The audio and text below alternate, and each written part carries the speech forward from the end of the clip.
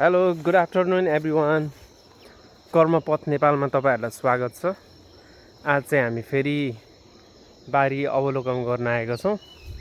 Let's see तोरीहरू कतिको फुलिरहेको छन्। अब हामी हाम्रो बारी जाँदैछौँ। मम्मी चाहिँ त्यही नै हुनुहुन्छ अरे। म भर्खरै ड्युटीबाट आइपुगेको।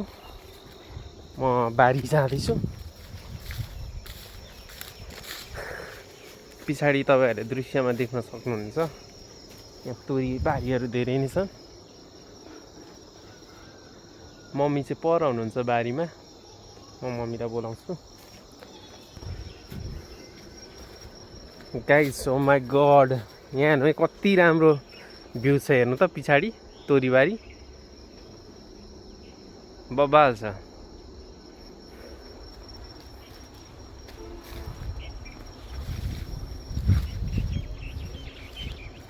गर्न सकियो भने यहीँ गर्न सकिन्छ, आफ्नै माटोमा फलाउन सकिन्छ। दुःख गर्न बाहिर गइराख्नु पर्दैन। हेर्नु त कति मजाले फलाएको छ तोरीहरू।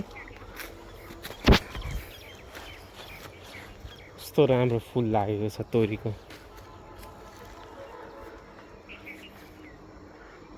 मम्मी के गर्दै हुनुहुन्छ?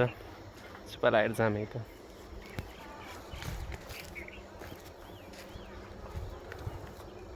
मम्मी के टिप्दै हुनुहुन्छ? गाइज मम्मीले चाहिँ भरेको लागि साग टिप्दै हुनुहुन्छ आफ्नै बारीको। हामी हाम्रो साग हेरौँ है त।